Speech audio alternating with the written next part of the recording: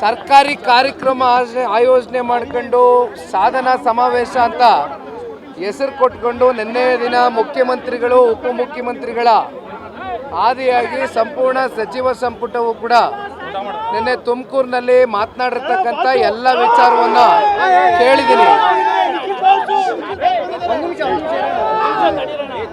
ನಿನ್ನೆ ಒಂದು ಉಪಮುಖ್ಯಮಂತ್ರಿಗಳು ಒಂದು ವಿಚಾರವನ್ನ ವ್ಯಕ್ತಪಡಿಸಿದ್ರು.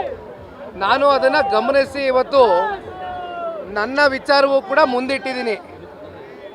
ಜನತಾದಳ ಪಕ್ಷ ಕೇವಲ 17 ಸ್ಥಾನವನ್ನು ಪಡ್ಕೊಂಡು ಭಾಳ ಅತ್ಯಂತ ಕಮ್ಮಿ ಸಂಖ್ಯೆಗೆ ಇಳಿದುಬಿಟ್ಟಿದೆ ಅಂತಕ್ಕಂಥದ್ದನ್ನು ಡಿ ಕೆ ಶಿವಕುಮಾರ್ ಅವ್ರು ಮಾತಾಡಿದ್ದನ್ನ ನೋಡಿ ನಾನೊಂದು ಪ್ರಶ್ನೆ ಅವ್ರಿಗೆ ಕೇಳಲಿಕ್ಕೆ ಬಯಸ್ತೇನೆ.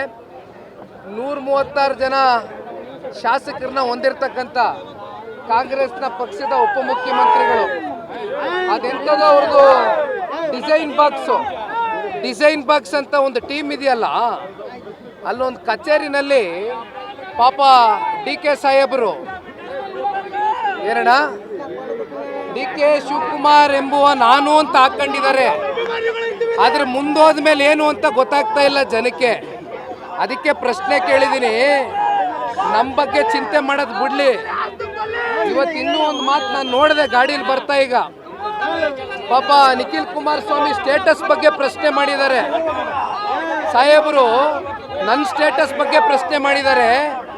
ಒಂದು ಅರ್ಥಕೊಳ್ಳಿ, ಇವತ್ತು ಅವ್ರಿಗೇನು ಜನ ಸ್ಟೇಟಸ್ ಕೊಟ್ಟಿದಾರಲ್ಲ, ಉಪಮುಖ್ಯಮಂತ್ರಿ ಸ್ಟೇಟಸ್ಸು, ಇದು ನಾಡಿನ ಜನತೆ ಅವ್ರಿಗೆ ಭಿಕ್ಷೆ ಕೊಟ್ಟಿದ್ದಾರೆ. ಅದನ್ನು ಕಣ್ಗೊತ್ಕೊಂಡು ಅಧಿಕಾರ ಇದ್ದಾಗ ದುರಹಂಕಾರ ಪಡೆದಿರಾ, ದುಡ್ಡಿನ ಮದ ತಲೆಗೇರಿ ಜಾಸ್ತಿ ಮಾತಾಡ್ದಿರಾ, ತಲೆ ತಗ್ಸಿ ಜನಗಳಿಗೆ ಗೌರವಿತವಾಗಿ ದುಡಿತಕ್ಕಂಥ ಕೆಲಸ ಮಾಡಲಿ. ನಿಖಿಲ್ ಕುಮಾರಸ್ವಾಮಿ ಸ್ಟೇಟಸ್ ಏನು ಅಂತಕ್ಕಂಥದ್ದು ಈ ನಾಡಿನ ಜನತೆ ಮುಂದಿನ ದಿನಗಳಲ್ಲಿ ತೋರಿಸ್ಕೊಡ್ತಾರೆ. ತಲೆ ಕೆಡಿಸ್ಕೊಳ್ಳೋದು ಬೇಡ. ಮಿಸ್ಟರ್ ಶಿವಕುಮಾರ್ ಅವರು ಇಷ್ಟು ಲಘುವಾಗಿ ಮಾತನಾಡ್ತಕ್ಕಂಥದ್ದು ಬೇಡ. ಪಾಪ ನೋಡಿದೆ ಎಲ್ಲ ಇವಾಗ ಮಾತಾಡಿದ್ದಾರೆ ನಮ್ಮ GBIT ವಿಚಾರಕ್ಕೆ ಸಂಬಂಧಪಟ್ಟಂತೆ. ಅವ್ರ ಪ್ರೆಸ್ ಅಡ್ರೆಸ್ನ ನಾನೆಲ್ಲ ನೋಡ್ಕೊಂಡು ಬಂದಿದ್ದೀನಿ.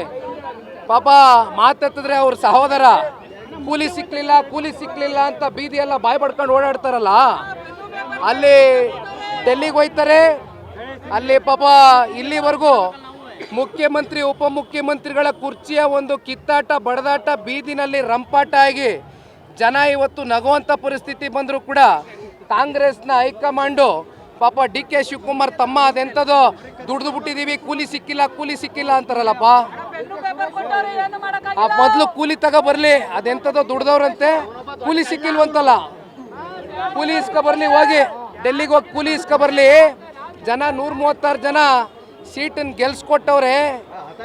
ಕುಣಿನಾರದೇ ಇರೋರು ನೆಲ ಡೊಂಕಂದಂಗೆ ಅವ್ರು ಹತಾಶರಾಗದೇ ಆಗಿರ್ತಕ್ಕಂಥದ್ದಕ್ಕೆ ಇವೆಲ್ಲ ಚರ್ಚೆ ಇರೋದು.